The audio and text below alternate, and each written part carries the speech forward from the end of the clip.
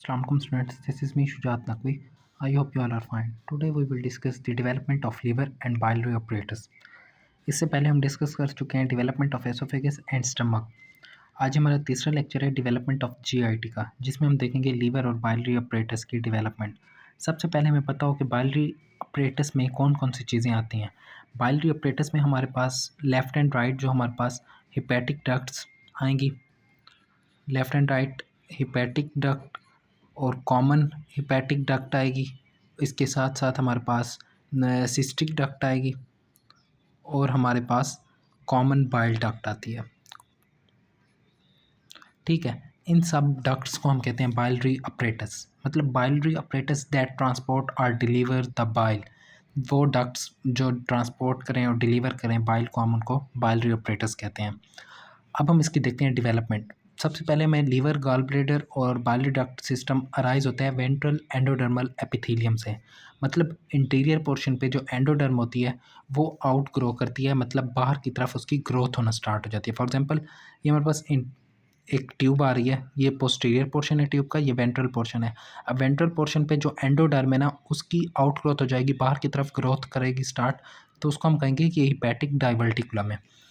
Hepatic diverticulum के बिल्कुल सामने हमारे पास एक मेसेनकाइमल स्प्लैंक्निक मेसेनकाइमल मैस होता है। स्प्लैंक्निक मेसेनकाइमल मैस को हम कहते हैं सेप्टम ट्रांसवर्सम। ठीक है, सेप्टम ट्रांसवर्सम जो होता है ये डिवाइड कर रहा होता है पेरिकार्डियल कैविटी को पेरिटोनियल कैविटी से। मतलब जो हमारे अपर कार्डियक रीजन में जो कैविटी होती है उसको सेपरेट कर रहा होता है हमारी एब्डोमिनल कैविटी से, सेप्टम ट्रांसवर्सम। जब इसकी वेंट्रल साइड पे आउट ग्रोथ ऑफ एंडोडर्म होती है, हिपैटिक डाइवर्टिकुलम जो बनता है, तो हिपैटिक डाइवर्टिकुलम की जब ग्रोथ इंक्रीज होना स्टार्ट हो जाती है तो ये सेप्टम ट्रांसवर्सम में इन्वेजिनेट करना स्टार्ट हो जाता है।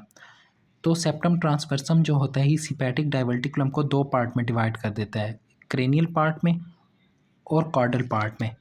क्रेनियल पार्ट जो होता है हमारे पास लीवर बनाता है, कॉर्डल पार्ट जो होता है हमारे पास फिर वो बना देता है गॉल ब्लैडर। ठीक है, इतना समझ आ गया है। अब मैं आपको एक डायग्राम दिखाता हूँ। यहाँ से ये देखें, हमारे पास ये ऊपर स्टमक हमारे पास जैसे ये जीआईटी की ट्यूब आ रही है, तो वेंट्रल साइड पे जो एंडोडर्म थी उसकी आउटग्रोथ हुई, हिपैटिक डाइवर्टिकुलम, आगे हमारे पास सेप्टम ट्रांसवर्सम है। अब होता क्या है कि सेप्टम ट्रांसवर्सम डिवाइड कर देता है हिपैटिक डाइवर्टिकुलम को क्रेनियल और कॉर्डल पार्ट में। कॉर्डल पार्ट गॉल ब्लैडर बनाएगा और क्रेनियल पार्ट लीवर बना देता है। अब हमारे पास होता ये है कि लीवर से हिपैटिक डक्ट निकलती है और हमारे पास गॉल ब्लैडर से सिस्टिक डक्ट निकलती है। जहाँ पे हिपैटिक डक्ट और सिस्टिक डक्ट दोनों आके मिलती हैं उस एरिया को हम कहते हैं bile duct, common bile duct. ठीक है, वो हो जाती है हमारी कॉमन बाइल डक्ट। अब इस पूरे पैराग्राफ्स में ना हमारे पास यही लिखा हुआ है, लीवर की जो ग्रोथ होती है रैपिडली स्टार्ट होती है from 5th to 10th week के दौरान। ठीक है, और हमारे पास लीवर में जो हिपैटिक कॉर्ड्स जो होते हैं, हमारे पास जो सेल्स होते हैं वो सेल्स एक कॉर्ड की, एक फाइबर्स की स्ट्रक्चर में होते हैं, थ्रेड्स की फॉर्म में होते हैं, तो उनको हम हिपैटिक कॉर्ड्स का नाम देते हैं। और जो लीवर में कैपिलरीज होती हैं उसको हम नाम देते हैं हिपैटिक साइनोसॉइड्स का। ठीक है, अब हम नेक्स्ट आते हैं हिमेटोपोइसिस पर, कि haematopoiesis means formation and development of blood cells. Liver में ब्लड सेल्स कब बनते हैं? ये 6th वीक में बनते हैं हमारे पास। और हमारे पास जो बाइल होता है ना, बाइल डक्ट से जब बाइल हमारा रिलीज़ होना होता है वो बाइल हमारे पास अप्रॉक्सीमेटली 10th वीक में या 12th वीक में रिलीज़ होता है। ठीक है, अब हमारे पास ये जो जैसे मैंने आपको बताया है हिपैटिक डाइवर्टिकुलम बना था, उसका क्रेनियल पार्ट था ऊपर वाला, कॉर्डल पार्ट नीचे वाला, ये लीवर बनाया था, इससे गॉल ब्लैडर। जो इस हिपैटिक डाइवर्टिकुलम का स्टॉक थी, ये जो स्टॉक है ना, इस स्टॉक से हमारे पास बाइल डक्ट बनती है।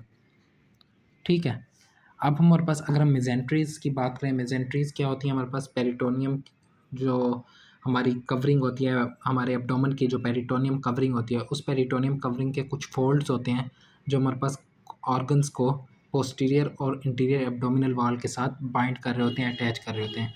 वेंट्रल मेजेंट्री में हमारे पास लेसर ओमेंटम था जो लीवर को लेसर कर्वेचर ऑफ स्टमक के साथ अटैच करवाता है, और फाल्सीफॉर्म लिगामेंट होता है जो लीवर को इंटीरियर एब्डोमिनल वॉल के साथ अटैच करवाता है। ठीक है, हमारा अब लीवर जो होता है, लीवर हमारा कंप्लीटली कवर्ड नहीं होता पेरिटोनियम से, इसकी कंप्लीट कवर नहीं होती पेरिटोनियम। फॉर एग्जांपल ये हमारे पास लीवर है, ठीक है, और ये हमारे पास पेरिटोनियम कवरिंग है। अब लीवर जो होता है हमारा कम्प्लीटली कवर नहीं होता, कुछ एरिया होता है लीवर का जहाँ पेरिटोनियम नहीं होती, फॉर एग्जांपल दिस पार्ट, इसको हम नाम दे देते हैं बेयर एरिया ऑफ लीवर का। ठीक है, आई होप क्लियर हो गया होगा। कोई भी क्वेरी हो कमेंट सेशन में ज़रूर पूछिएगा। अपना ख्याल रखिएगा। अल्लाह हाफिज़।